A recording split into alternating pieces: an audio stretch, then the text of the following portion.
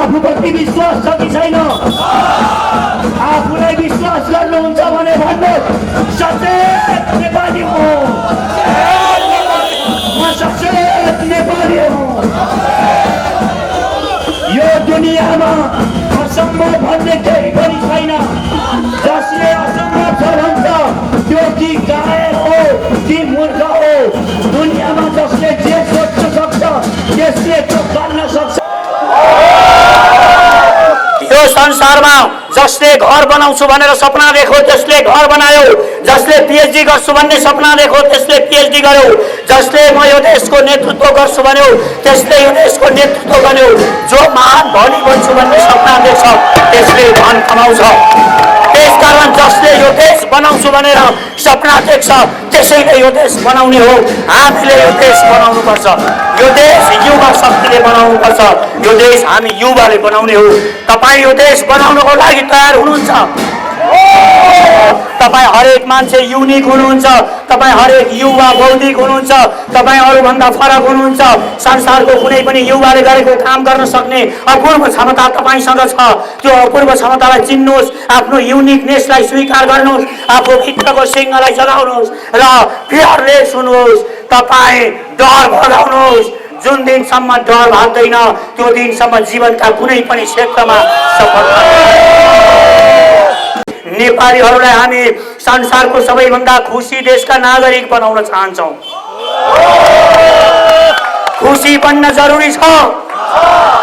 हे मेरो देशका युवाहरू, एक पटक साहस होइन दुस्साहस गर्ने बेला आएको छ। यिनीहरूलाई एक पटक पल्टाउनको लागि हामीले यिनीहरूलाई हराएर नयाँ युवाहरूको शक्ति र सत्ता बनाउनको लागि तपाईँ चिडियाखानाको बाघ होइन, चिडियाखानाको सिंह होइन, जङ्गलको सिंह बन्नुपर्ने बेला आएको। हिम्मत गर युवा हो, यो देश महान बनाउन सकिन्छ। यो देशमा विश्वास गर। नागरिक समाजवादले सब व्यवस्थापन गर्छ। नेपालको सेनालाई साला इजरायलको भन्दा खतरनाक बनाउँछ। उत्तर कोरियादेखि अमेरिका दूर छ। देश त हाम्रो भन्दा सानो छ। उत्तर कोरियाका त फुच्चे देशको म भन्दा सानो त फुच्चे किम जोङ त्यसरी नै सुतेर बसेको भए अमेरिकाले अहिलेसम्ममा मसला बनाएर खाइसक्यो। प्रमुख अतिथि हाम्रो यस पार्टीका केन्द्रीय अध्यक्ष श्री पुण्य प्रसाद प्रसाईज्यू केही बेरमै मञ्चमा उपस्थित हुनुहुनेछ। हामी सिंह गर्जना गर्छौँ। सिंहको चुनाव चिन्ह लिएर जनताको मन जित्न हामी सडकमा आएका छौँ। अब हामीले यो देशमा केही गर्ने देखाउनु छ। कम्युनिस्ट जस्तो सधैँ एउटा शत्रु खोजेर हिँड्ने, काङ्ग्रेस जस्तो 2/3 र अत्यधिक बहुमत पाउँदा पनि केही नगर्ने होइन। हामीले एउटा आदर्शवान जर्ज वाशिंटन, हामीले एउटा नेल्सन मण्डेला, हामीले एउटा महात्मा गान्धी खोजेका छौँ र त्यो मान्छेको रूपमा हामीले पुण्य प्रसाद प्रसाईलाई हामीले पत्याएका छौँ, विश्वास गरेका छौँ। उहाँ यो देशमा सबैभन्दा ज्यादा पुस्तक लेख्ने मान्छे हो। पुण्य प्रसाद प्रसाईले सबैभन्दा ज्यादा पुस्तक लेखन अनुवादन गर्नुभएको छ। मैले प्रत्यक्ष देखिरहेको छु। उहाँले 5000 पुस्तकहरू पढेर यो देशलाई कसरी विकास गर्न सकिन्छ भन्ने एउटा निचोड र निष्कर्ष निकालेर आउनुभएको व्यक्तित्व। 5000 पुस्तक पढेर निकालिएको निचोड हो पुण्य प्रसाद प्रसाईजीको। अब म उहाँलाई आजको प्रमुख अतिथि पनि हुनुहुन्छ यस कार्यक्रमको, उहाँलाई अब म यहाँ आफ्ना ओजस्वी भनाई राखिदिनु हुनको निम्ति यो माइक्रोफोन हस्तान्तरण गर्दछु। हाम्रो पार्टीका केन्द्रीय अध्यक्ष, आजको कार्यक्रमका प्रमुख अतिथि पुण्य प्रसाद प्रसाई।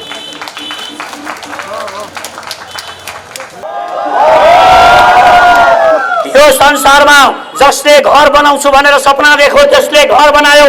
जसले पीएचडी गर्छु भन्ने सपना देख्यो त्यसले पीएचडी गर्यो। जसले म यो देशको नेतृत्व गर्छु भन्यो त्यसले यो देशको नेतृत्व गर्यो।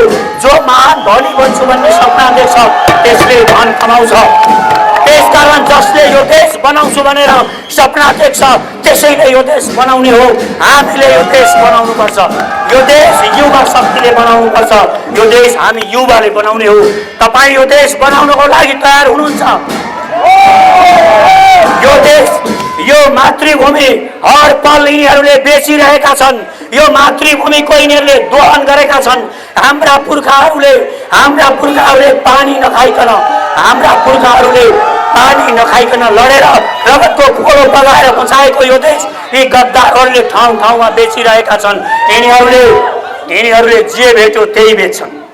यिनीहरूलाई सांसद बनाएर पठायो, रातो पासपोर्ट बनाएर बेच्छन्। यिनीहरूलाई तपाईँ यिनीहरूलाई जिल्लामा, तपाईँ गाउँमा नगरपालिकाको प्रमुख बनाएर पठाउनुहोस्, डोजर किनेर त्यहीँ बेच्छ, त्यही हो। यहाँ मन्त्री बनाएर पठाउनुहोस्, वन मन्त्री बनाएर पठाउनुहोस्, सारा वन उसैले जङ्गल प्राणी गरेर बेच्छ, जङ्गलका जनावरहरू बेच्छ। यो देशमा प्रधानमन्त्री बनाएर पठाउनुहोस्, सारा प्रधानमन्त्री नदी बेच्छ, देश बेच्छ सारा। यो देश यिनीहरूले बेचेर खाइरहेका छन्। यो देशको मातृभूमिको चोक्टा लुसेर खाइरहेका छन्। एउटा फिल्ममा हेरेको थिएँ, मसँग के छ भन्दा मसँग मेरी आमा छिन् भन्ने एउटा कुन फिल्ममा मैले हेरेको थिएँ। हो, हामी सचेत नेपालीसँग अहिलेका नेताहरूभन्दा केही कुरा छ भने हामीसँग जोस छ।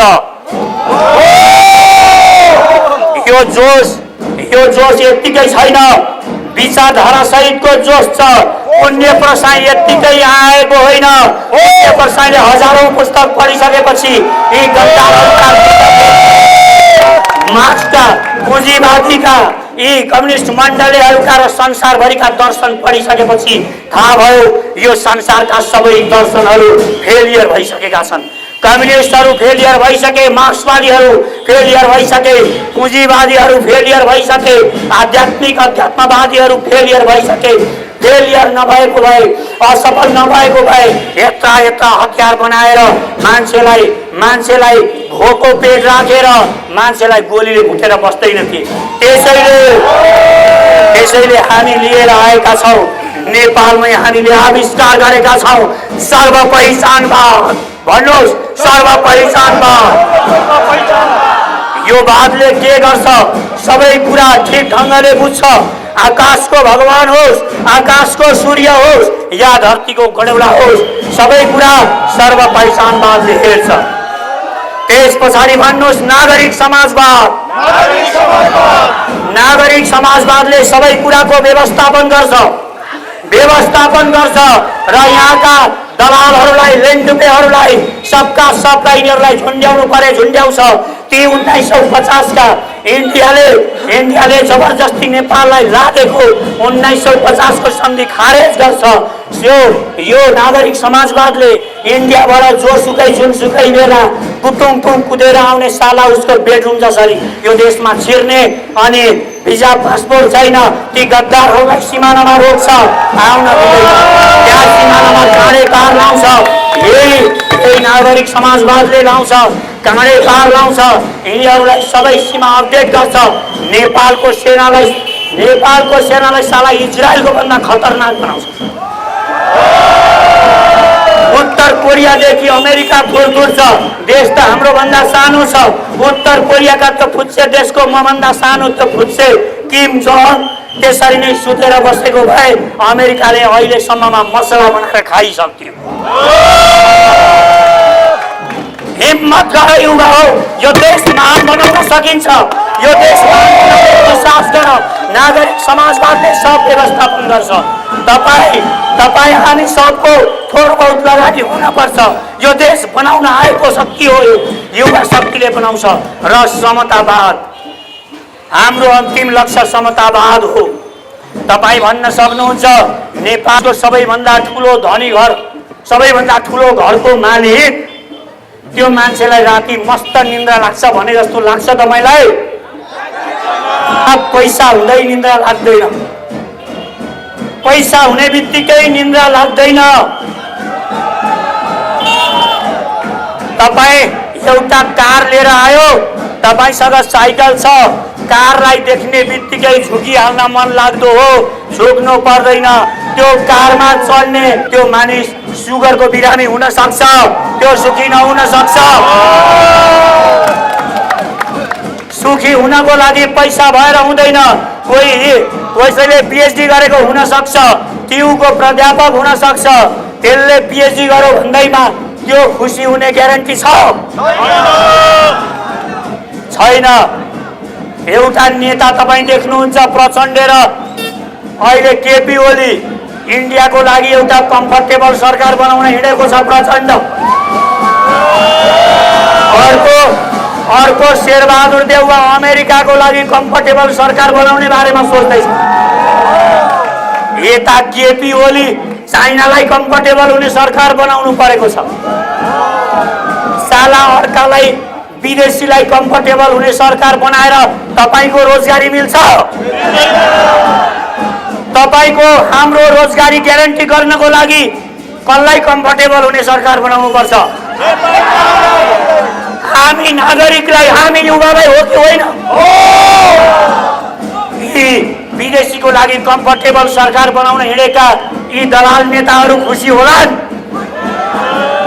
यी देश बेचुवा कोही पनि खुसी छैन।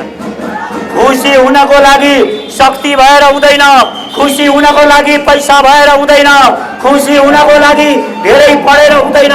तपाईसँग थोरै छ, अरूसँग प्रतिस्पर्धा गर्न चाहनुहुन्न, तपाईहरूलाई जित्ने फजुलको गफ गरेर तपाईहरूलाई हराउन चाहनुहुन्न, अर्काको ईर्ष्या गर्नुहुन्न भने तपाईसँग जे छ त्यसैले खुसी हुन सकिन्छ। तर खुसी हुनको लागि केही त चाहिन्छ नि, भात खान त पाउनु पर्यो नि, पर्यो कि परेन? हाम्रा बच्चाले हामीले पढ्न त पाउनु पर्यो नि, पर्यो कि परेन?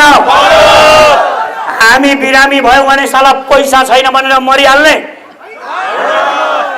दबाई औषधि हुनु पर्यो कि परेन? अनि रोजगारी मिल्नु पर्यो कि परेन? हो, त्यही भएकोले हामीले सचेत नेपालीले ग्यारेन्टी गरेको छ, घाँस बाँस कपास, शिक्षा स्वास्थ्य सुरक्षा र रोजगारी समानता र राष्ट्रियता, यसको ग्यारेन्टी यो सर्वपहिचानवादी नागरिक समाजवादी समतावादी यो पार्टीले गरेको छ। र समतावाद भनेको पैसा हुनु नहुनु त्यो कुरा होइन, मुख्य कुरा खुसी हो। जो यो देशका मानिसलाई, नेपालीहरूलाई हामी संसारको सबैभन्दा खुसी देशका नागरिक बनाउन चाहन्छौँ। खुसी बन्न जरुरी छ। हे मेरो देशका युवाहरू, एक पटक साहस होइन दुस्साहस गर्ने बेला आएको छ। यिनीहरूलाई एक पटक पल्टाउनको लागि यिनीहरूलाई हामीले अब यिनीहरूलाई हराएर नयाँ युवाहरूको शक्ति र सत्ता बनाउनको लागि तपाईँ चिडियाखानाको बाघ होइन, चिडियाखानाको सिंह होइन, जङ्गलको सिंह बन्नुपर्ने बेला आएको छ।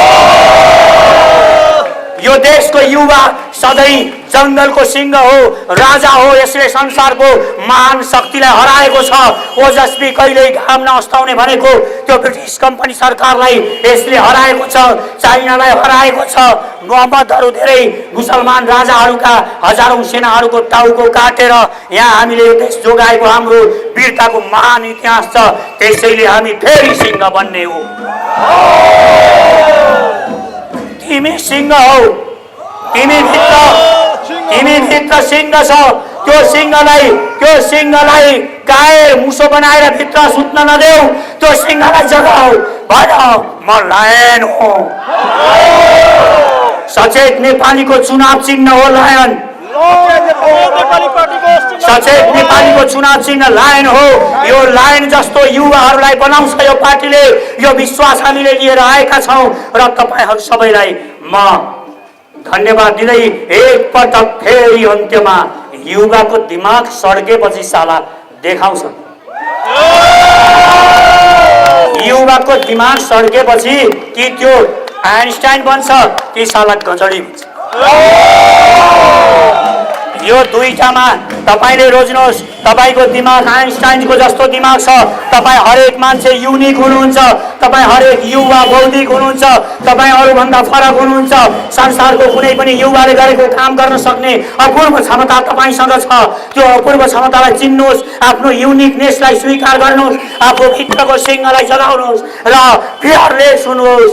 तपाईँ डर भगाउनुहोस्। जुन दिनसम्म डर भाग्दैन त्यो दिनसम्म जीवनका कुनै पनि क्षेत्रमा सफलता। साला डराउने मुलाले त चिया दोकान पनि खोल्दैन जिन्दगी। मेरो 5000 जाने हो कि चिया दोकान खोल्न पनि डराउँछ।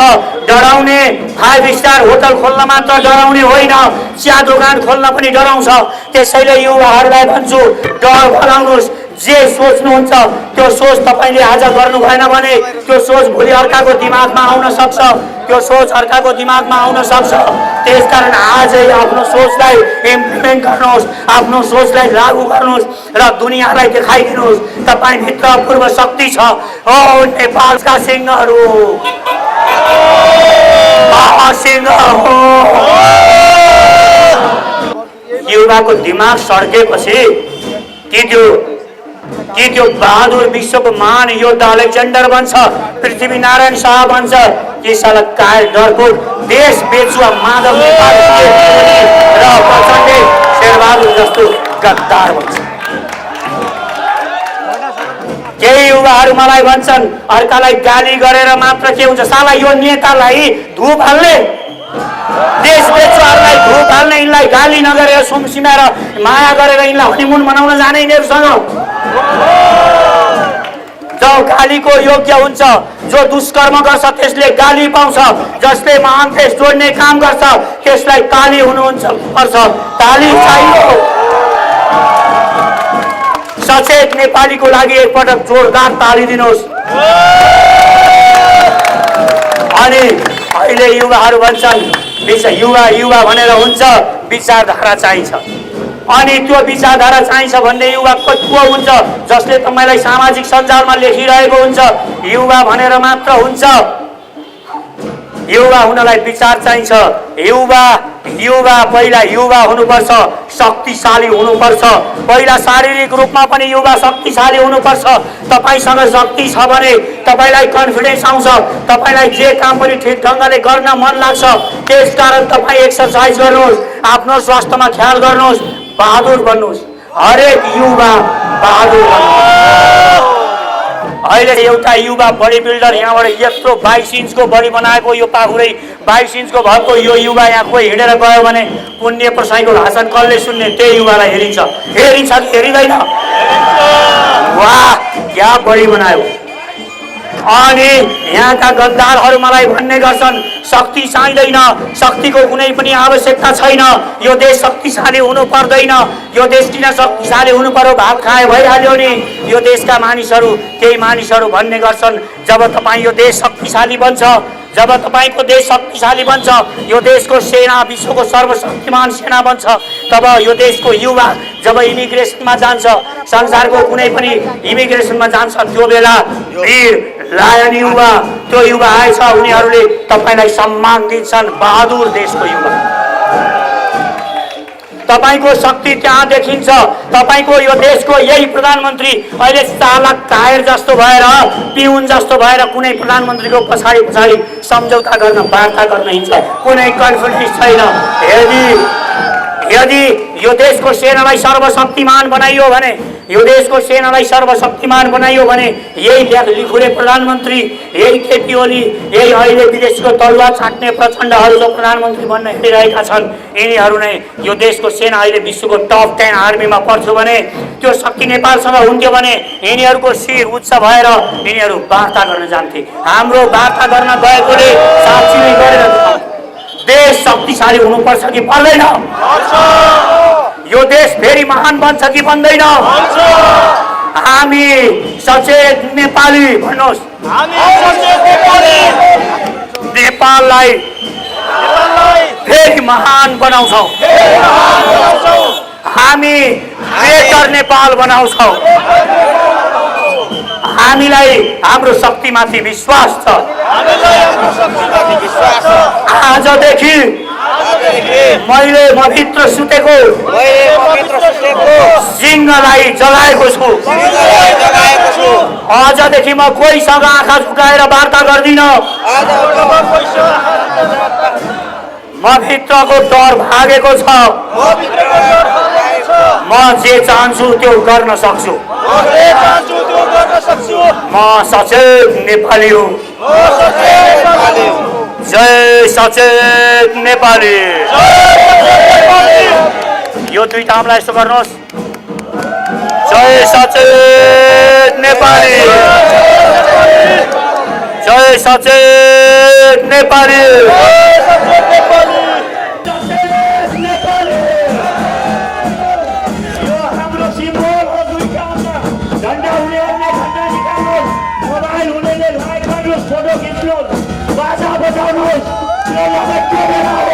यो देशमा एउटा शक्तिको अब एउटा सन्तान जन्मिएको छ, सचेत नेपाली पार्टी। यो देशका वर्गहरूले यो देशलाई शोषण अत्याचार गर्ने शोषक सामन्तीहरूले यो देश लुटिरहेका छन्। भोलि शैतानहरूले सिंहदरबार सदन खोल्दैछन्, संसद भवन खोल्दैछन्। जोडले खोल्नुहोस्, ती शैतानहरूले यो देश बेच्नेवाला छन्। यो देशको लागि अब तपाईँ जाग्ने बेला आएको छ। युवा हो, सचेत नेपाली जिन्दाबाद, सचेत नेपाली जिन्दाबाद। आवाज पुगेन, आवाज पुगेन। इन्डियन सेना कालापानी छ, इन्डियन दलाल मुर्दाबाद, इन्डियन दलाल मुर्दाबाद। सचेत नेपाली पार्टी जिन्दाबाद, सचेत नेपाली जिन्दाबाद। तपाईहरूलाई आफूप्रति विश्वास छ कि छैन? आफूलाई विश्वास गर्नुहुन्छ भने भन्नुहोस्, सचेत नेपाली हो, म सचेत नेपाली हो। यो दुनियाँमा असम्भव भन्ने केही पनि छैन। जसले असम्भव छ भन्छ त्यो कि कायर हो कि मूर्ख हो। दुनियाँमा जसले जे सोच्न सक्छ त्यसले त्यो गर्न सक्छ भनेर मैले भनिरहँदाखेरि यहाँ त कायरहरू भन्छन् यसरी देश हावा पुरा गरेर हुन्छ। यीहरूलाई म भन्न चाहन्छु, हावा पुरा नगरेको भए यो इन्टरनेट भन्ने हुँदैन थियो। अहिले पनि हामी हुलासबाट 2 महिना बाहिर चिठी पठाइरहेका हुन्थ्यौँ। यो गुगल हुँदैन थियो। त्यो बेला जुन बेला यो संसारमा घोडागाडीहरू चल्थे तिनीहरू अहिले पनि त्यही घोडागाडी कोही पनि उड्न सक्दैन। यो पनि अर्को कथाबाट बुझाउन खोज्दैछु। यो कथा पनि ध्यानले सुन्नु। यो आउँछ तपाईँलाई उड्न सिकाउँछ, तपाईँको क्लियर खुलाउँछ। डर नभागिकन सम्भव छैन यो कुरा याद गर्नुहोस्। र तपाईँ उड्न चाहनुहुन्छ, एउटा राजाले अर्को राजालाई 2टा बाजा दिएछ। बडो मजाको कथा सुन्नुहोस्। बाजा दिए राजाले लगेर बाज तालिम गर्ने उडाउनको लागि दिए। उडाउन यसलाई तालिम गर्न, युद्ध नीतिहरू सिकाउन, यो बहादुरी काम गर्न, हाम्रा राजा शिकार गर्नको लागि यसलाई लगेर उनले तालिम दिए। राजाले भने गए त्यो लिएर गयो, तालिम लिन गयो। एउटा बाज मजाले 2-3 महिना मजाले उड्यो। तर अर्को बाज उड्दै नउडेपछि राजालाई गएर गुनासो गरे, महाराज यो त उड्दै उडेन, यो बाज एउटा उडेन, अर्कोले राम्रो काम गर्यो। के भयो? त्यही यज्ञको सन्तान हो, एउटै बाउको सन्तान हो। एउटा उडिसक्यो, एउटा उड्दैन। किन उड्दैन यो त खोज्नु पर्यो। राजाले भने दुनियाँका सबै तालिमहरूलाई लिएर आऊ र उड्न सिकाऊ। त्यो बाजलाई किसानले भोलिपल्ट उड्ने बनाइदियो।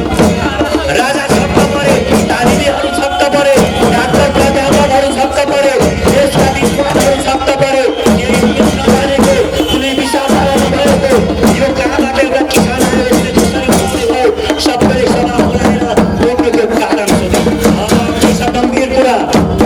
अब किसानले भन्यो, तपाईँले के शिक्षा, के ज्ञान प्राप्त गराउनु यो बाजलाई उड्ने भन्नुभयो। किसानले भन्यो, केही गरेको होइन दाजु, केही गरेको होइन महाराज। मैले त त्यो चिल, त्यो बाज धारामा बस्थ्यो, त्यो हाँगो काटिदिए।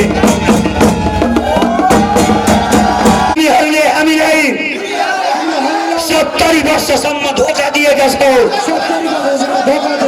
ए पञ्चे मण्डले हो, तिनीहरू गद्दार हो। तिनीहरूले हामी युवालाई 70 वर्षसम्म धोका दिएका छौ।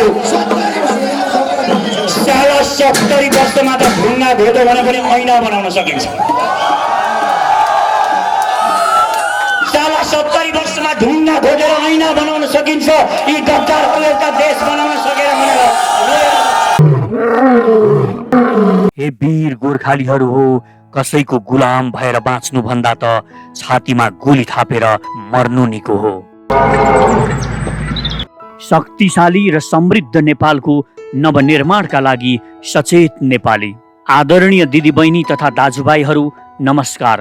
नेपालको अस्तित्व नै खतरामा परेको यस संवेदनशील घडीमा विदेशी दलाल, भ्रष्ट र घुसखोर माफियाहरूको भण्डाफोर गर्दै देशभक्तिको भावना नेपाली जनजनमा पुर्याउनु अति आवश्यक भएपछि हामीले सर्वपहिचानवाद, नागरिक समाजवाद र समतावादको नयाँ सिद्धान्त आविष्कार गरेर सचेत नेपाली पार्टी गठन गरेका छौँ। निर्वाचन आयोगमा दर्ता भएर सचेत नेपाली पार्टीले चुनाव चिन्ह पनि प्राप्त गरिसकेको छ। साहसको प्रतीक सिंह यस सचेत नेपाली पार्टीको चुनाव चिन्ह हो।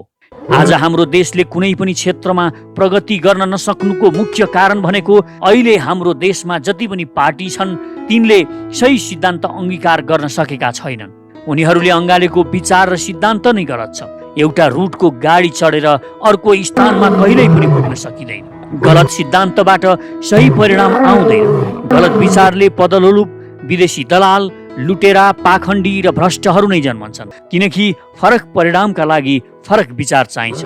उड्न चाहनेले बसेको हाँगो छोड्ने साहस गर्नुपर्छ। त्यसैले 70 वर्षदेखिका भ्रष्ट र विदेशी दलाल, पुराना पार्टी र तिनका नेताको भण्डाफोर गर्दै नेपाल र नेपालीको लागि 21औं शताब्दीको सुहाउँदिलो नयाँ विचार सर्वपहिचानवाद, नागरिक समाजवाद र समतावादका नयाँ सिद्धान्त प्रतिपादन गरेर तीव्र गतिमा फैलिरहेको वैकल्पिक शक्ति हो सचेत नेपाली पार्टी। र आउनुहोस् जुटौँ, हिम्मत गरौँ। हामी सानो छौँ तर हामी शक्ति हौँ। यो देशमा आमूल परिवर्तन हाम्रै हातबाट गर्नु छ। परिवर्तन सम्भव छ र त्यो हामीले नै गर्नु छ। यो देशले तपाईँ हामी जस्ता सचेत युवाहरूलाई पर्खिरहेको छ। यदि तपाईँ हामीसँग हातमा हात र आवाजमा आवाज मिलाएर यो देशको नवनिर्माणको यो महाअभियानमा सक्रिय बन्न चाहनुहुन्छ भने हामीसँग सचेत नेपाली पार्टीमा जोडिनुहोस्। हिम्मत गरौँ, नयाँ पुस्ता। परिवर्तन सम्भव छ। जय मातृभूमि, जय सचेत नेपाली। मेरो विश्वास, मेरो भरोसा, सचेत नेपाली अन्तिम आशा।